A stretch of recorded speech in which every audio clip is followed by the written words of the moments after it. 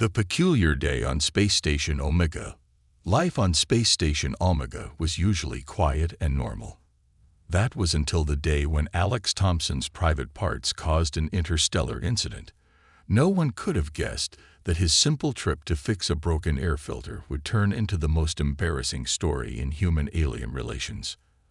Alex was just doing his job as a station mechanic, crawling through the maintenance tunnels with his toolbox.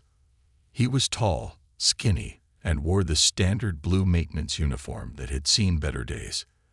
The station's dim emergency lights cast long shadows as he worked, making the ordinary task feel more like an adventure. That's when he heard it, a strange squeaking sound behind him. Alex turned around slowly, his wrench still in hand, and found himself face to face with the strangest alien he had ever seen. The alien looked like a walking purple Christmas tree made of tentacles, with 3 eyes that spun around like marbles. Its name tag read ZIX-427 in both alien symbols and English. The alien was holding something that looked like a cross between a tablet and a toaster. Human. Zix's translator box squeaked in a high-pitched voice. Do not mov. UHAVBEN Alex froze, more from confusion than fear. Infected? With what? Zix's eyes spun faster, all 3 of them focusing on Alex's lower body. The alien's tentacles waved wildly as it pointed its strange device at him. There is a JVNILARRAKIS sand creature, ATKHHED to your body. It mused THVFOLLGODEU from the desert planet. It took Alex several seconds to process what Zix was saying. When realization finally hit him, his face turned as red as a Martian sunset. Wait, no, that's not what you think it is. But Zix wasn't listening. The alien was too busy taking readings with its device and muttering into its personal recorder. Day 247 of xenobiology research have discovered first documented case of human sandworm symbiosis. Specimen appears to be juvenile, approximately 20 centimeters in length. Location of attachment suggests parasitic relationship. Look. Alex tried again, backing away slowly. That's just part of human anatomy. It's supposed to be there. Zix gasped, all 3 eyes widening to the size of golf balls. The PARASIT, HASAFFECTE your brain. You are DEFing it. The alien pulled out another device that looked suspiciously like a pair of garden shears. Do not worry, brave human. I will save you. Alex jumped back so fast he hit his head on a pipe. No saving. Nothing needs saving. He scrambled to his feet, holding his toolbox in front of his lower body like a shield.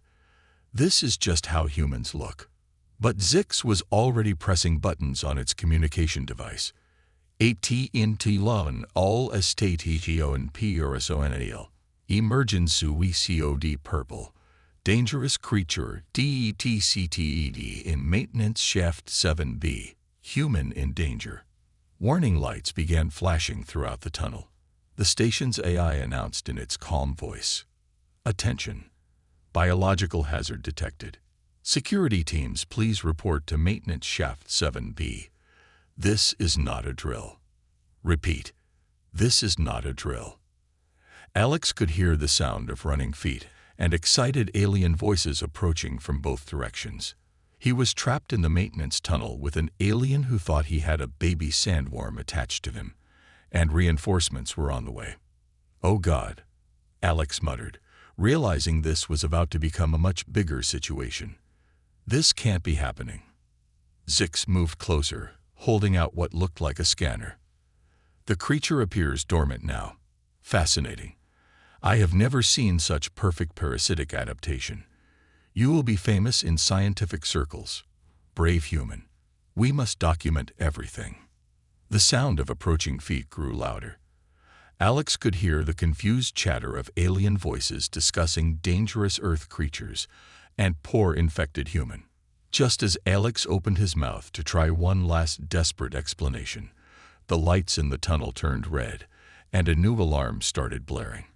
The station's computer announced, "Warning, quarantine protocols initiated in Maintenance Shaft 7B. All personnel please prepare for decontamination procedures." Alex looked at the excited alien scientist, the approaching security team, and the sealed exits of the maintenance tunnel. He realized this was going to be a very, very long day. The Great Sandworm Panic. The quarantine room on Space Station Omega looked like a disco party gone wrong. Red warning lights flashed everywhere, while 5 different species of aliens pointed various beeping devices at Alex Thompson's lower body. The human mechanic sat on an examination table, still clutching his toolbox protectively in front of him. "Remarkable adaptation," chirped Dr. Zix 427, now wearing what looked like a hazmat suit made of bubble wrap. The creature shows no signs of detaching. A new alien that resembled a walking stack of blue pancakes wobbled forward. This was Security Chief Blorb, who spoke through a translator that made everything sound like a weather forecast. "High probability of dangerous situation, with chance of scatter panic. Immediate suante and into Ritzko ended." It's not a creature. Alex protested for the 20th time. This is just how human males look. Can someone please call another human to explain? A third alien, who looked like a combination of a giraffe and a disco ball, raised all 4 of its hands. "I have watched many Earth documentaries. This must be like the chest-bursting creatures from that historical record called Alien." The room erupted in panic. Several aliens backed away rapidly, causing a small traffic jam near the door. One particularly nervous alien, who resembled a walking cactus, accidentally activated its defense mechanism and shot tiny spines into the ceiling. "Remain calm," Security Chief Blorb's translator boomed. "Situation under control, with high chance of scientific breakthrough. Dr. Zix excitedly waved a new scanner that looked suspiciously like a modified kitchen whisk. "The readings are fascinating. The creature appears to have integrated perfectly with human biology. Notice how it responds to various stimuli." "Please stop scanning that area," Alex groaned, his face now permanently red. "This is getting really uncomfortable." A small alien that looked like a floating jellyfish, made of crystals, chimed in with a musical voice. Perhaps it's a symbiotic relationship, like in that Earth documentary Venom. "The human and Sandworm have become one." "That's a movie. It's not real." Alex tried to explain, but was drowned out by excited alien chatter. News of the discovery spread through the station faster than a cafeteria food fight. Aliens from all departments were trying to peek through the quarantine room's windows. Some were taking selfies in front of the door, making peace signs with various appendages. Breaking news from Space Station Omega. A hovering robot with a camera for a head broadcasted. "Human discovered with mysterious Ericus creature. Is this the next step in human evolution?" More updates after these messages from Zorgax's tentacle polish for the discriminating cephalopod. The situation got even more chaotic when Dr. Squish Squish, the station's leading expert in Earth media, slithered in. The slug-like alien was wearing a tiny replica of Indiana Jones' hat and carrying a comically small whip. "According to my extensive research of Earth entertainment channels," Dr. Squish Squish announced, "this is clearly similar to the documentary series Tremors. The human has somehow tamed a baby graboid." "Those aren't documentaries," Alex shouted in frustration. "They're movies. Fiction. Not real." But his protests were lost in the excitement as Dr. Squish Squish began a dramatic presentation about Earth's historical relationship with subterranean creatures, complete with clips from various monster movies. The situation reached new levels of absurdity when the station's gift shop, run by entrepreneurial aliens who looked like walking cash registers, began selling "I Survived the Sandworm Incident" t-shirts and plush toys of what they imagined the creature looked like. Just as Dr. Zix was preparing to present their preliminary findings to an eager audience of alien scientists, the quarantine room's door slid open. Standing there was Dr. Sarah Chen, the station's human medical officer, who had finally returned from her lunch break. She took one look at the scene. Alex on the examination table, surrounded by scanner-wielding aliens, while Dr. Squish Squish demonstrated what they thought was a sandworm feeding ritual using clips from Dune, and put her face in her hands. "Oh boy," she muttered. "This is going to require a lot of paperwork." The professional opinion. Dr. Wigglesworth II, the galaxy's self-proclaimed leading expert on space worms, made quite an entrance to Space Station Omega. The alien looked like a cross between a peacock and a vacuum cleaner, wearing what appeared to be 17 different pairs of glasses stacked on top of each other. Their hover platform was decorated with plastic worms from Earth's Halloween stores, which they mistook for preserved specimens. "Behold," announced Dr. Wigglesworth's translator, which had been programmed to sound like a game show host. "I have studied worms for 300 CYCLEs. From the New Delhi's of XENON7 to the dancing spaghetti of Jupiter's moons." Alex Thompson, still trapped in the quarantine room, watched in horror as the new expert floated towards him. Dr. Sarah Chen, the human doctor, had tried explaining basic human anatomy, but the aliens had politely ignored her in favor of their more exciting theories.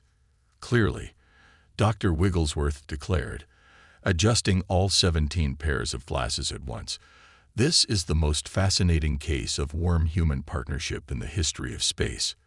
They pulled out a device that looked suspiciously like a bedazzled pasta maker. "We must begin the documentation immediately." Dr. 6427 bounced excitedly on their tentacles. "I've already started a research paper. I'm calling it How to Train Your Sandworm, a study in human-Arrakis relations." Security Chief Blorp's weather forecast voice chimed in. "Caution advised. Hide probability of interpirarity DNC PRDS NTION APPROHHAing FROM CC2R7. True to the warning, a group of artistic aliens who looked like living wind chimes floated in, wearing tiny replicas of stillsuits. "We have prepared a musical interpretation of the human sandworm bond," they chimed in harmony. "It's called 'The Spice Must Flow Through Your Pants.'" Alex buried his face in his hands. Please, no interpretive dance. But it was too late. The wind chime aliens began spinning and chiming, while a background soundtrack mixed, "Thus Toke Zarathustra," with what sounded like dubstep and whale songs. Meanwhile, Dr. Wigglesworth had set up an entire mobile laboratory around Alex. "First, we must determine the worm's favorite foods. I have brought samples from across the galaxy." They started pulling out containers of increasingly concerning substances. "Is that glowing?" Alex asked nervously, pointing at a jar of wiggling purple goo. "Ah yes, radioactive worm treats from the caves of Neon 5. A delicacy." Dr. Wigglesworth moved to open the jar. "No," both Alex and Dr. Chen shouted at once. The station's AI chose that moment to make an announcement. "Attention all personnel. The gift shop is now selling limited edition. My other pet is a sandworm bumper stickers. Also, the interpretive dance company Rhythms of the Worm will be performing hourly in the main atrium." Dr. Wigglesworth was now setting up what appeared to be a karaoke machine modified with tentacles. "For the next test, we must measure the worm's response to various frequencies. I have prepared a selection of traditional worm-calling songs." "Don't you dare." Alex started, but the machine had already begun playing something that sounded like a garbage disposal fighting a dial-up modem. In the corner, Dr. Squish Squish was giving a lecture to a group of tourist aliens. And here we see the human displaying remarkable calm, despite hosting a creature that could theoretically consume an entire planet's worth of spice. They pointed to a clearly photoshopped picture of a human riding a massive sandworm through a shopping mall. The situation got even more chaotic when the station's cleaning robots, confused by all the new scientific equipment, began trying to vacuum up Dr. Wigglesworth's precious specimens, which were actually just gummy worms they had bought at a gas station near Area 51. "My research," Dr. Wigglesworth screeched, chasing after the robots while trailing papers covered in scientific observations, such as subject's worm appears to respond to gravitational changes. Alex had shifted in his seat, and possible telepathic connection observed. Alex had sneezed. Dr. Chen was desperately trying to show everyone actual human anatomical diagrams, but the aliens were more interested in Dr. Wigglesworth's theory about humans being descended from a race of worm tamers who had lived inside the great red spot of Jupiter. Just as Dr. Wigglesworth was preparing to demonstrate their revolutionary worm communication technique, which involved interpretive yodeling, a new alarm sounded. "Alert," announced the station's eye. "The human embassy has been notified of the situation. Their representatives are approaching the station. Also, the cafeteria's Tribute to Sandworms menu will be serving Tremors-inspired tater tots and graboid goulash for lunch." Alex looked up hopefully. Finally, someone who can end this. Dr. Wigglesworth adjusted all their glasses again. "Excellent. More humans to study. Perhaps they all have different species of space worms. This could be a whole new field of science, the scientific breakthrough." The main conference hall of Space Station Omega had never been so packed. Aliens of all shapes, sizes, and states of matter crowded in to witness Dr. Wigglesworth's groundbreaking presentation, Human-Sandworm Relations, a new chapter in intergalactic biology, and why everyone was wrong about humans wearing pants. Alex Thompson sat in the back row, trying to become invisible. Next to him, Dr. Sarah Chen was repeatedly hitting her head against her tablet, muttering, "This isn't happening," over and over. Dr. Wigglesworth floated onto the stage on their hover platform, now wearing 20 pairs of glasses and what appeared to be a costume made entirely of rubber worms. The massive screen behind them lit up with a poorly photoshopped image of a human riding a sandworm through a McDonald's drive-thru. "Distinguished," their game show host translator boomed. "Today we are HFY Science." The first slide appeared, a diagram of human evolution, except all the stages have been modified to include sandworms. According to Dr. Wigglesworth, humans had evolved from ancient worm whisperers who lived in Jupiter's great red spot. Notice, Dr. Wigglesworth pointed with a laser pointer that made worm sounds, how the modern human has adapted to host a smaller, more portable sandworm. Truly, evolution is magnificent. In the audience, a group of alien scientists who looked like floating libraries took detailed notes. One of them whispered too loudly, "This explains why humans needed to invent pants." Dr. Wigglesworth continued, clicking to the next slide. Evidence from Earth media. It was just a collection of screenshots from various monster movies, all labeled as historical documentation. Here we see ancient humans communing with their worm companions. They pointed to a scene from Tremors. And here, a traditional human worm taming ceremony. It was just the poster for Dune. Security Chief Blorp's weather forecast voice announced from somewhere in the crowd. "4ETAST shows high probability of interplanetary demonstration with chance of interpersonal embarrassment." Right on cue, Dr. Wigglesworth pulled out what looked like a modified kazoo. "And now, I will demonstrate the traditional human worm communication call." "Please, no," Alex whispered, but it was too late. The sound that came out was like a mix between a yodeling contest and a garbage disposal having a midlife crisis. 3 different alien species immediately went into their species equivalent of the fetal position. "Observe." Dr. Wigglesworth pointed excitedly at Alex, who had jumped at the horrible noise. The Warm or Ispo Andes to the Ancient Kale. The gift shop aliens, who looked like walking cash registers, started immediately selling recordings of the ancient call, labeled as human worm whisperer lullabies. The presentation took an even more bizarre turn when Dr. Wigglesworth introduced their new theory, the Secret Space Worm Society. The screen filled with a conspiracy theory flowchart connecting sandworms to human fashion choices, Earth's rotation, and the invention of the hot dog. It all makes sense, Dr. Wigglesworth declared, their glasses quivering with excitement. Humans invented long vehicles called buses to practice worm riding. Their subway systems are clearly underground worm racing tracks. In the front row, Dr. Zix 427 was practically vibrating with excitement. Their tentacles were typing on 7 tablets at once, probably submitting this for every scientific journal in the galaxy.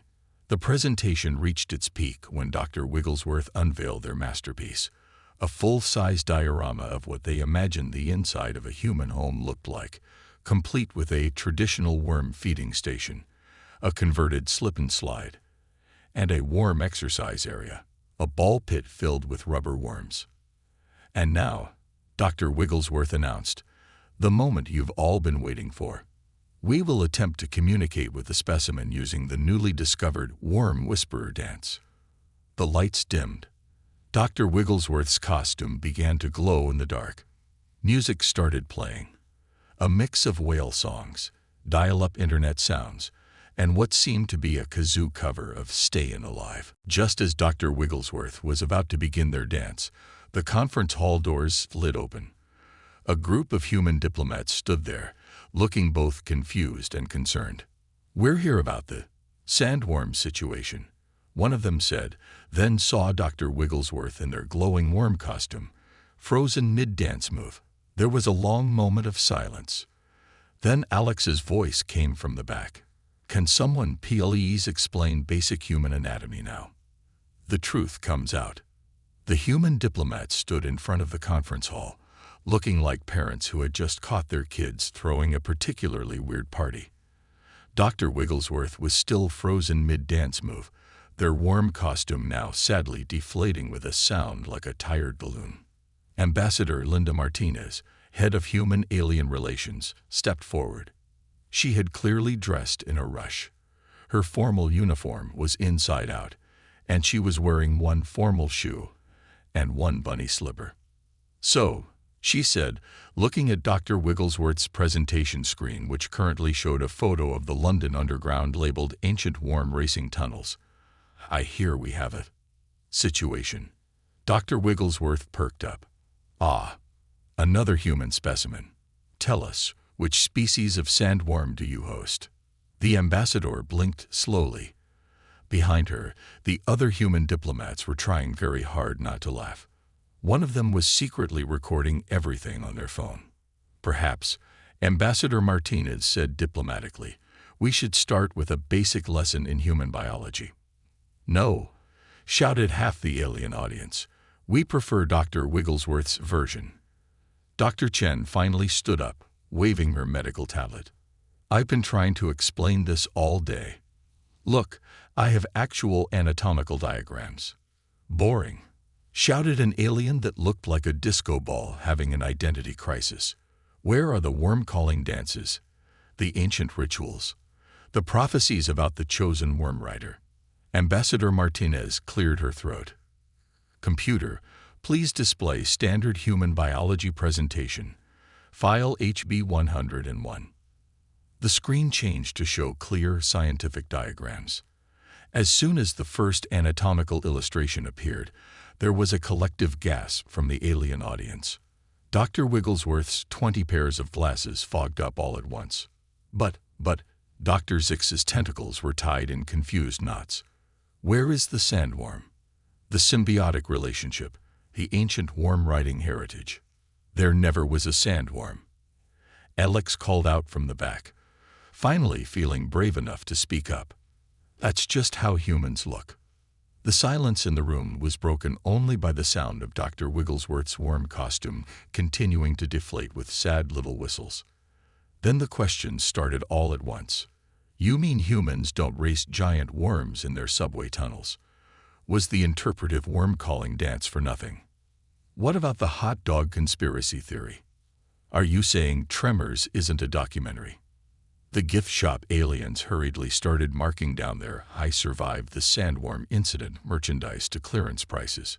Dr. Wigglesworth's hover platform slowly sank to the ground as their scientific dreams crumbled. But my research, my theories, my worm communication kazoo.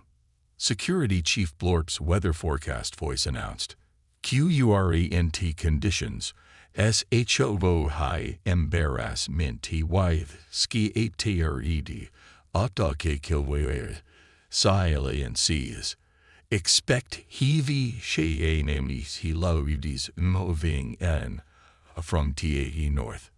The station's AI chose this moment to helpfully announce, "Attention. The cafeteria's Tribute to Sandworms menu has been discontinued. Today's special is now humble pie." Just when it seemed things couldn't get more awkward, a small alien child who looked like a walking question mark raised their appendage. But if humans don't have sandworms, why did they invent pants? Ambassador Martinez rubbed her temples. Perhaps we should start from the beginning. Computer, please display human cultural norms and basic biology for alien friends, version 2.0. Now with less confusion about pants. Dr. Wigglesworth, still in their now sad worm costume, raised one of their many hands. "Does this mean my paper on human-sandworm relations, a new chapter in intergalactic biology, won't be published?"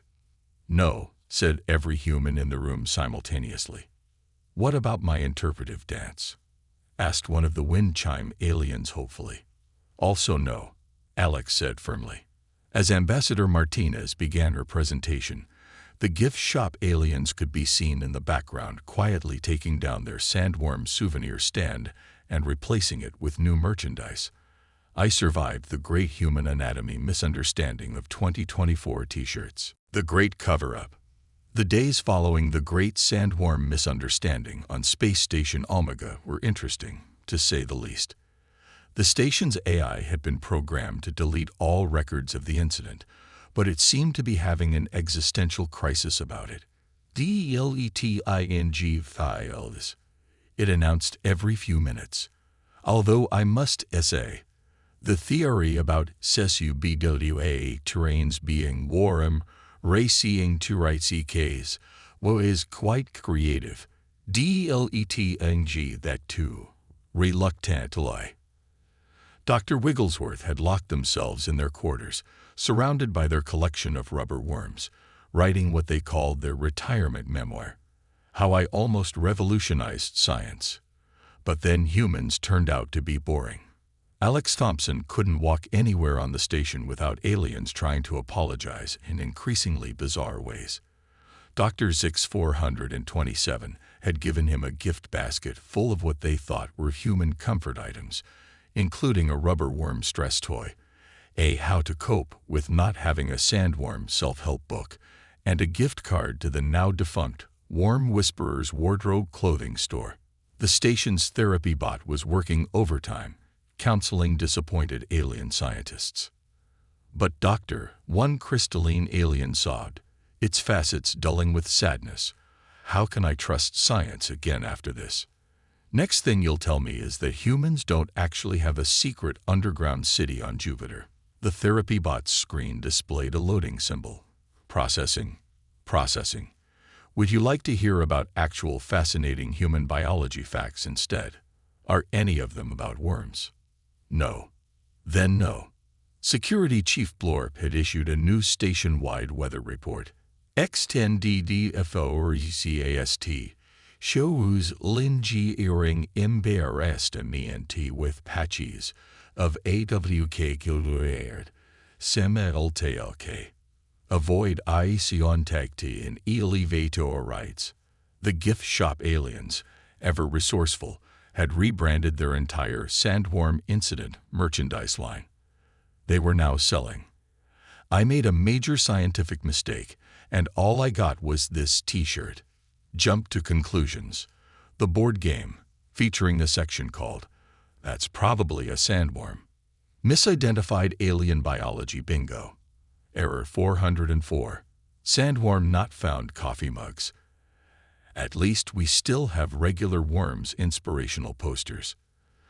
Dr. Squish Squish, the Earth media expert, had to add a huge fiction stamp to their entire collection of monster movies. They were last seen trying to explain to a group of disappointed aliens that Pacific Rim wasn't actually a documentary about human-robot fusion either. The station's cafeteria had to deal with a surplus of worm-shaped foods. The chef, a blob-like alien who could cook with their entire body, got creative. Today's special, definitely not sandworm spaghetti. It's just regular spaghetti, we promise. Tomorrow, surprisingly worm-free Earth cuisine. Chef's note: no actual worms were harmed in the making of these dishes, because there never were any. The cleaning robots had formed a support group for machines confused about human biology. They could be seen gathering in charging stations, sharing their confusion through sad beeping noises. Ambassador Martinez had to send out an official memo. Sub-GCT, proper protocol for human-alien interactions. Note 1. Please stop asking humans where their sandworm is. Note 2. No, they're not hiding it. Note 3. Seriously, stop looking for it. P.S. The London Underground is for trains. Just trains.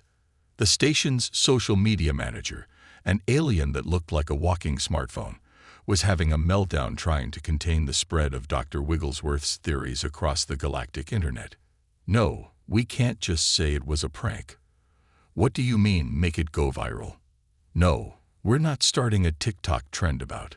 Wait, how many likes did that worm-calling dance get? Even the station's plants were affected. The alien botanists had spent so much time preparing worm-friendly environments that the regular plants had grown wild. The hydroponics bay now looked like a jungle, with signs reading, "Warning, regular plants only. No sandworms here, we checked." Alex finally thought things were calming down until he overheard two new alien visitors.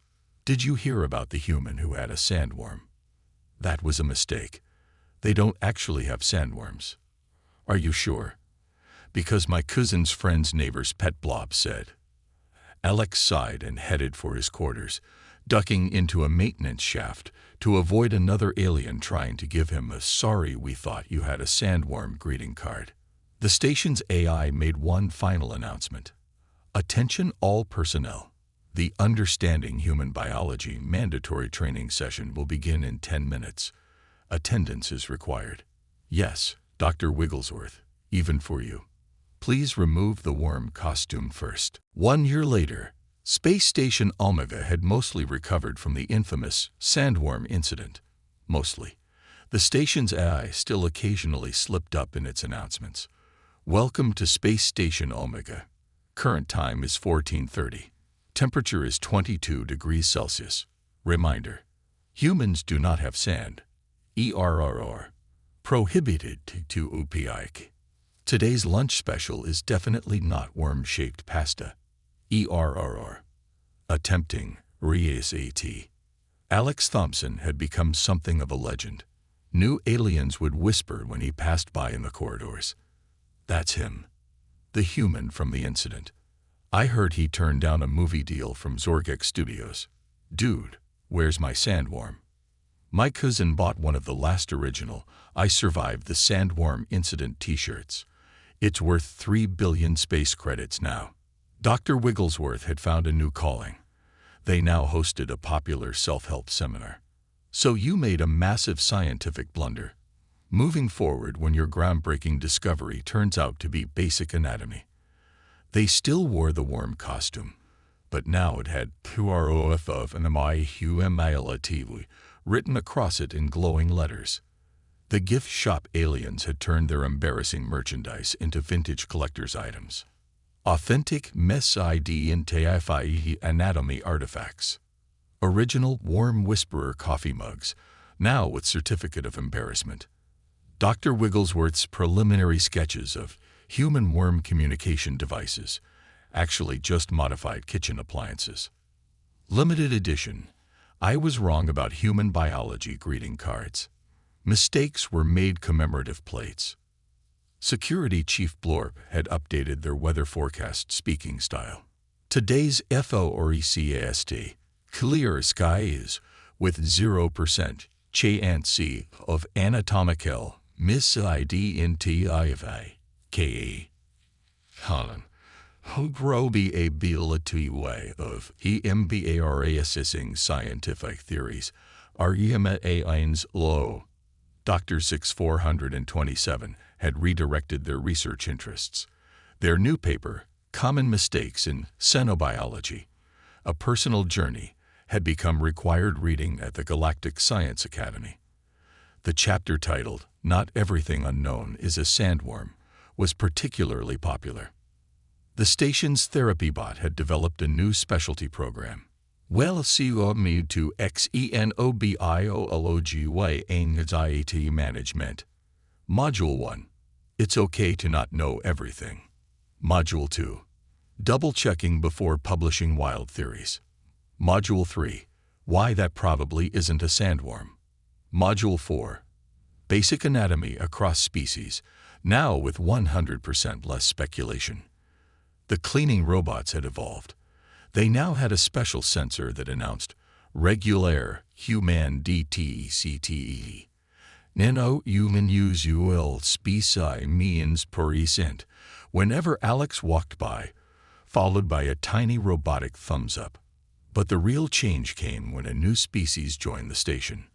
The squiggles, who looked exactly like living noodles, caused quite a stir. Dr. Wigglesworth nearly fainted at their arrival meeting. Now remember, Ambassador Martinez addressed the welcoming committee. No matter how much they look like worms, do not mention the incident. Of course, the squiggles had already heard about it. Their ambassador, who looked like a particularly elegant fettuccine, approached Alex with what appeared to be a smile. We heard you were once mistaken for one of our distant cousins. How delightful. In our culture, being compared to a magnificent sand-dwelling creature is a great honor. And just like that, the most embarrassing incident in station history became a diplomatic triumph. The squiggles found the whole thing hilarious and signed an unprecedented trade agreement with Earth, citing a culture that can laugh at itself as a key factor. The station's gift shop quickly released a new line. OVFACALOE8PGROVG by actual worm-like aliens, with 10% of profits going to the Prevention of Anatomical Misidentification Education Fund. At the one-year anniversary celebration, Alex found himself sharing a drink with Dr. Wigglesworth, Dr. Six, and a group of squiggle diplomats. They were watching recordings of the original presentation, now with comedy sound effects added. You know, Alex said, raising his glass, in a weird way, this whole thing brought everyone closer together. Indeed, Dr. Wigglesworth agreed, their many glasses twinkling. Though I still think my theory about the London Underground. No, everyone shouted in unison. The station's AI made its final announcement on the matter. Attention all personnel. Today marks 1 year since the incident that shall not be named, but we all remember. To celebrate, the cafeteria is serving spaghetti. Any resemblance to certain misidentified anatomical features is purely coincidental. Also, Dr. Wigglesworth, please stop trying to reconnect your worm calling kazoo to the station's speaker system. And somewhere in the station's database, a single file remained, labeled Humanity's Greatest Contribution to Galactic Comedy. The AI kept it, just for laughs. The end.